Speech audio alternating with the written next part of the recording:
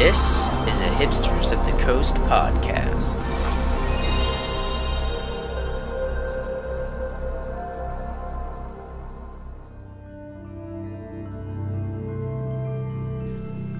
This Doom Travelers podcast is brought to you by Hipsters of the Coast, your destination for magic news, strategy, and entertainment. And by Casthaven, where you can build your magic collection like a pro. Visit casthaven.com for more information.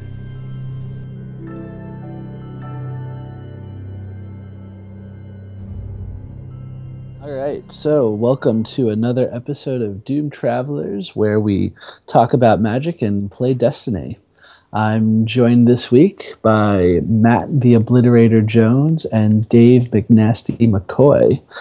We're going to be talking about Siege Rhino, everyone's favorite, perfectly fairly costed creature, up there with other perfectly fairly costed creatures like Tarmogoyf. And I believe Dave is going to go through some questions and answers and some examples, and we're going to put on our developer hats and talk about just what is going on with Wizards and how something like Siege Rhino actually came to be. So I'm going to let Dave take over here, and yeah. All right, well, let's get over it and get in that Crucible playlist real quick. But anyway, so this episode is based on Siege Rhino, and the reason why I wanted to talk about Siege Rhino is because it is clearly one of the most impactful cards in Standard. It's powerful and flexible enough to be played as a 4-of in both the Abzan aggro decks and the Abzan control decks, which is insane to me. Just like two decks with two different game plans want to play this as a 4-of. And it's also made an appearance in Modern, where it was played in some of the Abzan mid-range decks at the recent Modern Pro Tour. And people often talk about Siege Rhino like it's unfair, or at least far more powerful than any of the other options at 4 mana. And I really wanted to delve in and examine why Siege Rhino is costed the way it is, and whether or not it is undercosted. So we should really begin with a discussion about casting costs, with how R&D determines the casting cost of a spell. So this particular spell, Siege Rhino, of course, is a 4/5 trampler that costs 1 colorless, 1 green, 1 white, and 1 black mana. So colorless, white, green, black. And it has an enter the battlefield ability of draining your opponent for 3 life. So they lose 3 life and you gain 3 life. And this is a kind of design that Mark Rosewater, the head designer for Magic, has termed cut and paste design. It's where you have a gold card, a card that can be cast with multiple different colors, and you take an ability that each individual color can do, and you copy and paste it onto one card. So for Siege Rhino, it's the green body, the white gain life, and the black lose life ability. And so if we're going to talk about casting, or properly costing this kind of spell, we should really look at what Wizards has done before. And a good example of this is the evolution of Counterspell. And Counterspell, of course, is the alpha Counterspell, which is blue for counter target spell. And but they have a bunch of, because that was fairly costed. Oh, right? yeah, because that was fairly costed. Yeah, right. I mean, but I mean, of course, it became cancel later on, which was colorless in the blue. What I was going for is they established a cost for Counterspell at blue, and then when they decided to make variations of the card, that's where we can see how they've decided to cost these additional abilities for a card. So for example, there's a card in Invasion, so in 2000, that is a counter target spell, and you gain 3 life. And that spell, of course, costs blue, white. So the blue for the counter spell part, and the white for the gain life part. So, Rich, if I was going to, say, create another variation on that spell, in which, instead of gaining life, our opponent would lose life. So it'd be a counter target spell, and that opponent loses 3 life. What do you think we would cost that spell at? Probably blue, blue, black. Yeah, or blue, blue, red, maybe. But well, yeah, I guess loss of life is black. The damage. so would loss of life. So red. then blue, blue, blue, blue, black. Blue, blue, black. Yeah, and in the same set, of course, there was Undermine, which was blue, blue, and a black for a counter target spell, and that spell's controller loses 3 life. And they eventually put those two together, also, right? Yeah. So the next step, of course, is what happens when you counter a target spell. You gain 3 life, and your opponent loses 3 life, and that spell is Punish Ignorance from Shards of Alara in 2008. So based on the 2 previous examples, Undermine and Absorb, they came up with the copy paste cost of blue, blue, white, black for a counter target spell, and gain 3 life, and your opponent loses 3 life. So what R&D has showed us there is that you can basically just take the cost of a spell and a cost of another ability and paste them together to make a card. They took Counterspell, which is blue, blue. They took Lose 3 life, which is a single black, which is Bump in the Night. It's a single black. And made it into Undermine, which was blue, blue, black. So it's a pretty simple way of costing a card, really. And so what that does is that's a good lead into Siege Rhino, because Siege Rhino is designed in a very similar way. You have your creature, your green creature with a very green body of a 4 or 5 trampler for 4. Right. Only green can have that because green gets the best creatures. And then you have the white ability of gaining life, and you have the black ability of losing life. And so if we're going to analyze or examine what Siege Rhino should cost, if we were going to start the development of Siege Rhino all over again, we would have to take a look at each of those abilities individually and see what they should cost. So the first part of this would be looking at its body. Siege Rhino is a 4/5 for 4 mana with trample. And so Rich, if you were going to cost just a green creature that cost 4 mana and give it trample, what do you think a fair power and toughness for that kind of? I mean, a fair casting cost. Well, the casting cost is going to be 4. We're going to stick with a casting cost of 4 mana. Power toughness for a green creature with trample at 4 mana. I feel like you could probably get away with a 5/5. I would start with a 5/5 for 4 mana if it was just vanilla green. And give it trample for a 5/5 with trample. No way, sure. 4. I say 4. 4? You think 4/4? I mean, I'm just thinking of creatures like I don't know. I feel like we've come a long way in the realm of. I mean, a 5/5 for 4 mana in other colors like black usually comes with a drawback, right? Like Plague Sliver or Juzam Jin. But I feel like green is the color of 5/5 creatures for 4 mana. I mean, you're definitely. I mean, it would have to be a rare, right? Because that's just it's too good to have at a common or uncommon. But I think you could, if you were going to make it a rare, I think you could probably get away with a 5/5. Yeah, so what you're talking about is the conceit of my question. Is there's a lot more to development than just casting cost and power and toughness. You have to take into consideration rarity and how often it's going to be seen in the booster pack when you're costing a card. And so it's not quite fair for me to ask the question as I did, because there are other considerations when you determine a card's true cost. But if we look back in Magic's history for other 4 CMC green creatures with trample, there are some surprisingly close examples and pretty consistent examples in the history of Magic. So if you go all the way back to Alpha, you get the old classic War Mammoth for 3 and a green, which is a 3/3 trampler. That was, of course, a common, so it's not pushed. It was a card intended to be seen a lot, and generally fair at that cost.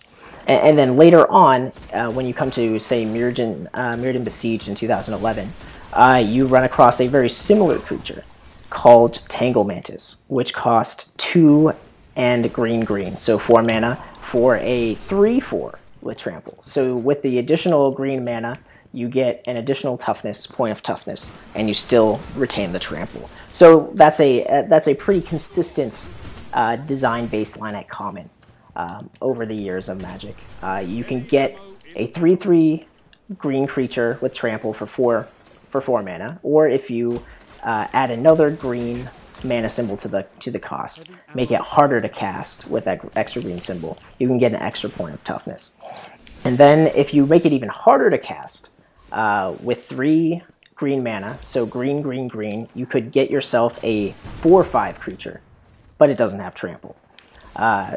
So what we're seeing here is we're seeing green's ability to get very large creatures at very cheap mana costs, but the trade-off is more mana intensity, more green mana intensity. So you can get a 3 mana 4/5, but you have to pay 3 green mana for it. Whereas you can get a 3/3 trampler for 4 mana, but you only have to pay 1 green mana. So what we see here is at common, we can get a 3/4 with trample at 4 mana for 2 green green, which is pretty reasonable. And as you said before, Rich, you can push rares a little harder. You can cost them more aggressively because they're not going to be seen in the pack quite as frequently.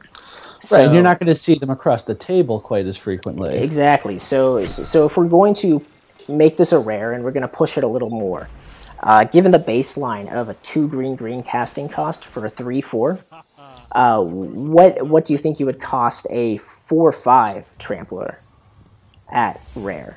Do you think 2 green green is a reasonable approximation for a 4/5 trampler at rare? I think you could certainly get away with that. I think you could also get away with triple green. I think if you were going to go up to 2 green and 3 colorless, so if we were going to say what would you make a 5 mana trampler, I think it would have to be a 5/5 for 5 mana. So I think a 4/5 for 4 mana is perfectly reasonable. Yeah, I think that's a very reasonable place to start. I think a 4/5 trampler for 2 colorless, 2 green is a very reasonable place to start. It's a pretty boring rare. It is a pretty boring rare. Of course, we had Deadbridge Goliath back in Return to Ravnica, which was a 5/5 for 2 colorless and 2 green. And it was just a vanilla 5/5 except for the scavenge ability. So you could, it didn't trample? It did not have trample. It was just a vanilla 5/5. So yeah, I think we're in agreement that 2 green green for a 4/5 trampler at rares is a pretty reasonable cost. I don't think anybody would be up in arms if they saw somebody cast that on the other side of the table. They'd be like, oh, that's a good creature. But nobody would be like, oh my god, that is just unbeatable. So we agree at 2 green green. But now we need to analyze the 2 other abilities, the gain life and the drain life ability. Well, I actually want to, the last point you touched on, about it being a 2 green, 2 colorless 4/5 trampler. I think it would be pretty powerful. It's not splashy, but in mono green, as opposed to some kind of multicolor combination, but in a mono green deck where you have access to so much acceleration through effects like Llanowar Elves and similar effects, I feel like you could easily get that out on turn 3. And I would be concerned about that not being... I mean, it would have to be rare, is what I'm saying. You couldn't get away with that being an uncommon. Agreed.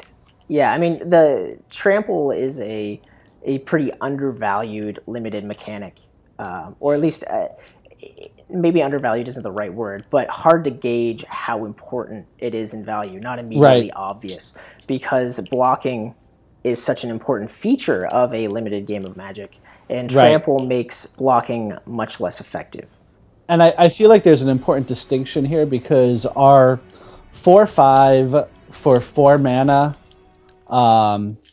green creature who's just 2 green and 2 colorless, I think it's perfectly valid, playable in limited, but like Matt said, it's boring and it's a garbage rare for the purposes of constructed play. Agreed. Yeah, no, it's definitely a boring card. I'm not sure even what the Timmies are the green creature guys, right? Or are those Johnnies? Those are Timmies, right? Timmy for sure. Yeah, I'm not even sure Timmy would enjoy that. Yeah, 4/5 trampler for 4 mana.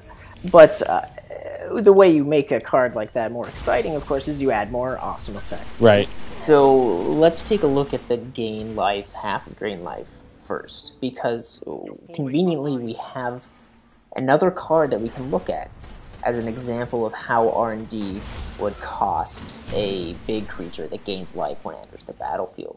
And that card, of course, is Loxodon Hierarch from the original Ravnica.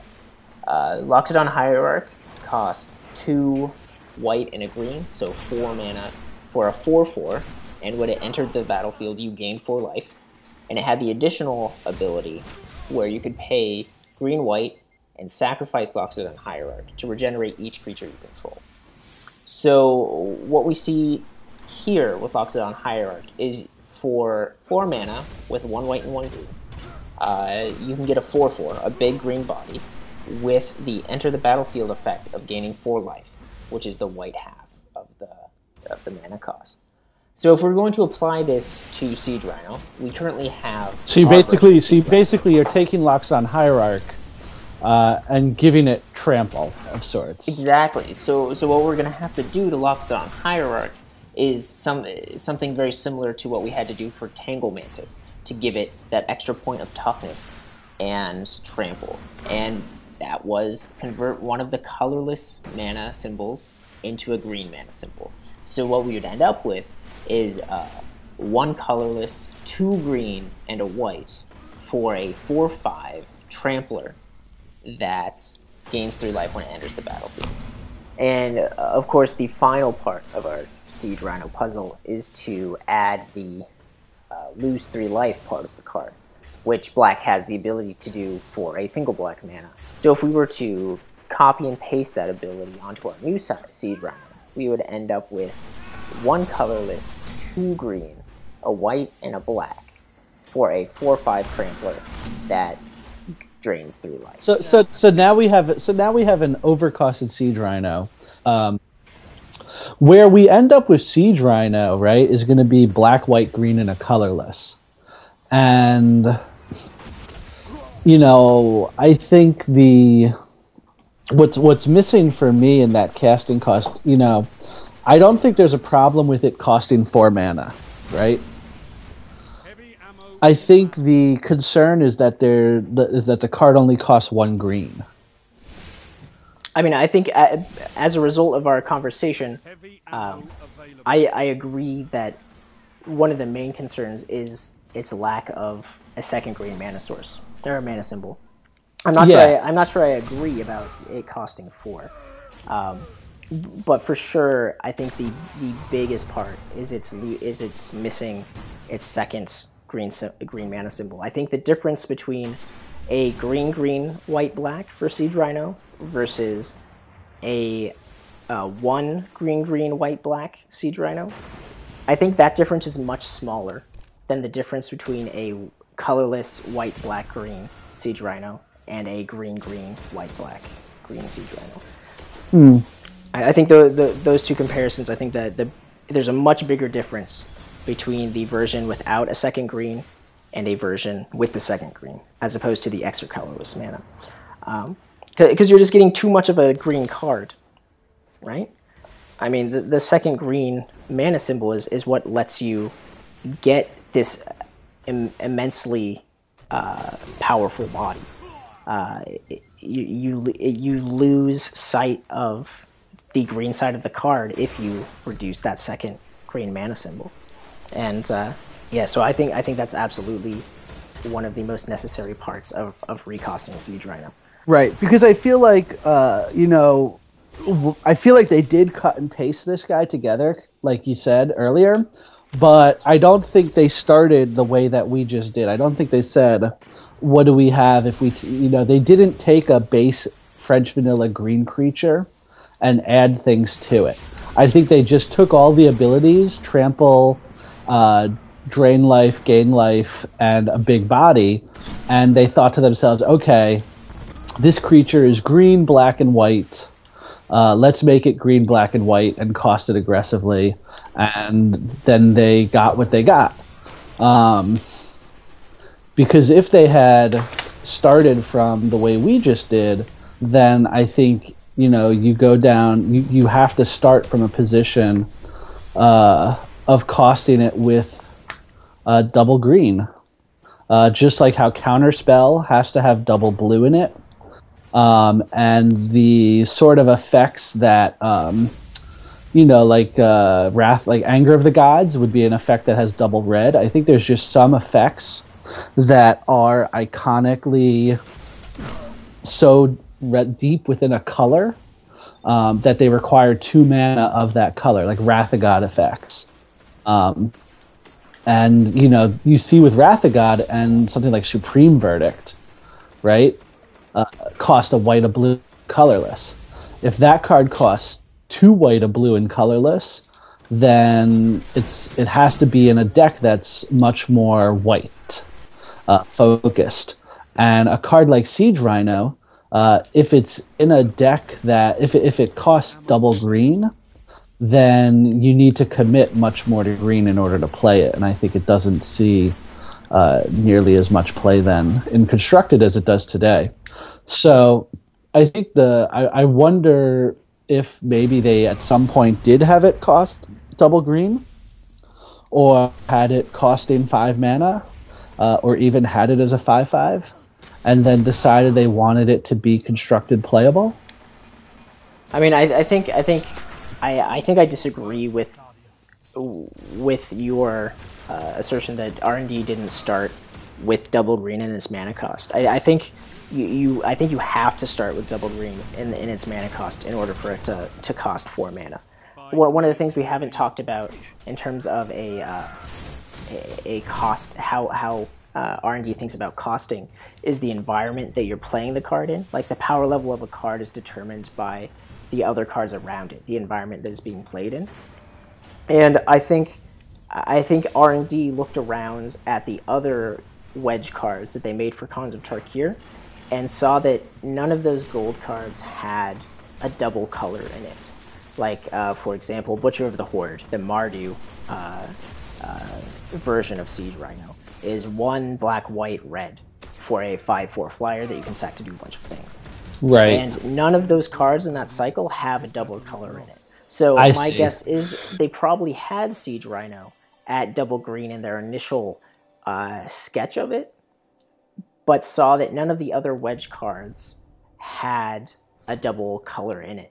And Obzon's main color isn't even green, so like that was an even bigger environmental reason for it not to have double green in it, right? Obzon is centered in white and has green as its allied color, but it's the white-centered clan in Khans of Tarkir, and so it's even less of an environmental reason to have that double green mana symbol. So I think the lack of a second green mana symbol isn't because R&D didn't think it should be there. I think it's an environmental reason.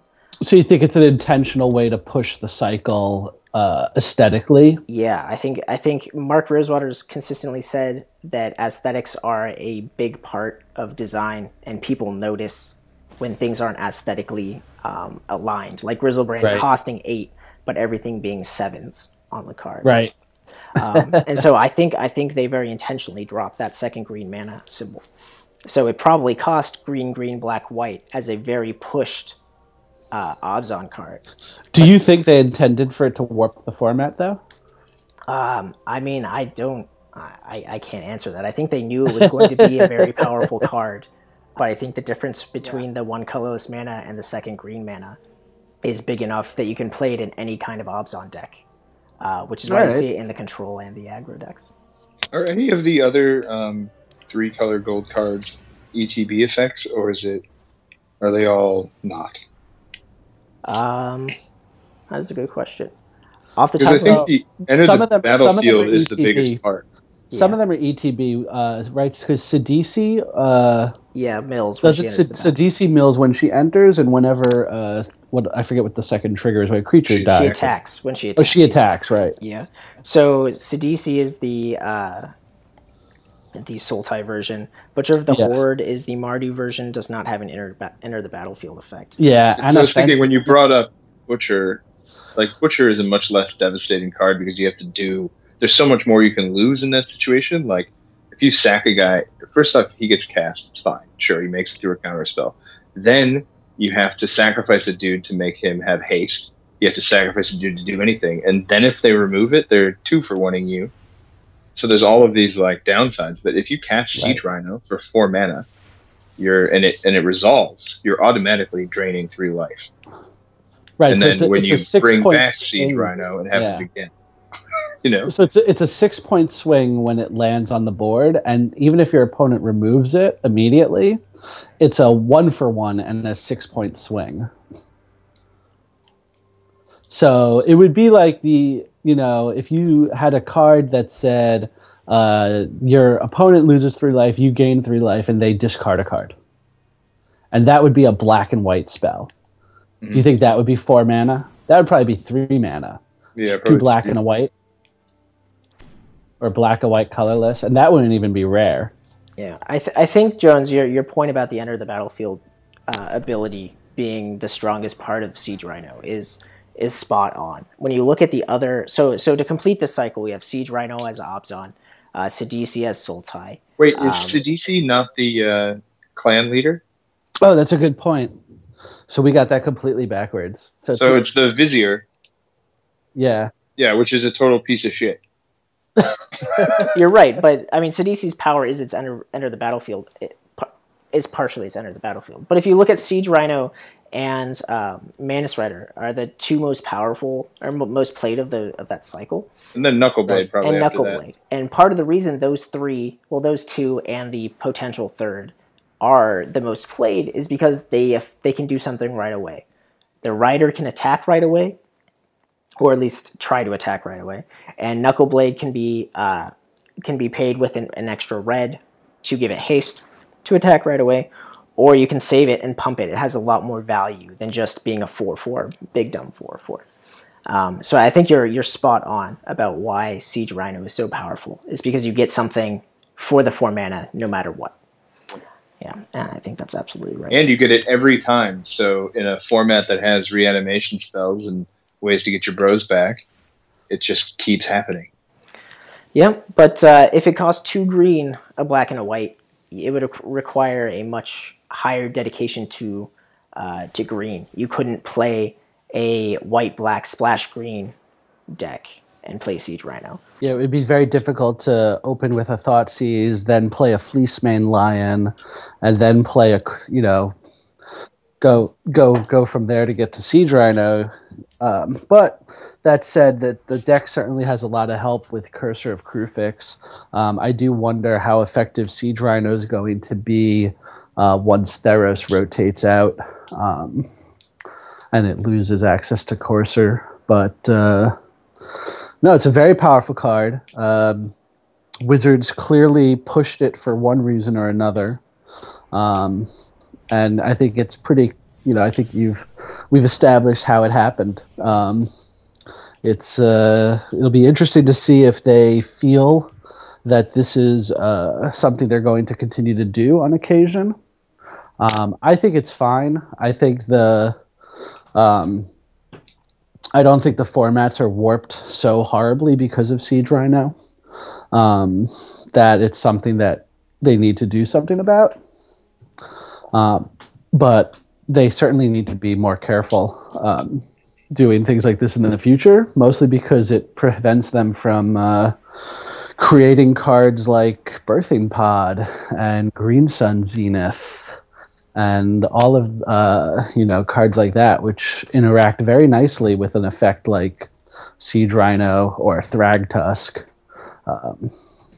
But speaking of another card that needed another green mana symbol in it. Oh yeah, that's maybe Wizards is just really trying to push green after years and years of green kind of sitting by the wayside. As they should. It's the best color. Yeah. Thank you, Timmy. Yeah. You're welcome. But all right, I think that's good. Good job, guys. We figured out Siege Rhino. Yes, problem solved. Well, thanks everyone for listening, and I hope you found this very educational. And the next time Wizards makes a card as powerful and seemingly pushed as Siege Rhino, we'll be sure to break it down again. Thanks, Dave, for putting together all the research to go into this one, and look forward to doing it again. Sweet. How, Rich? How do I turn this thing off?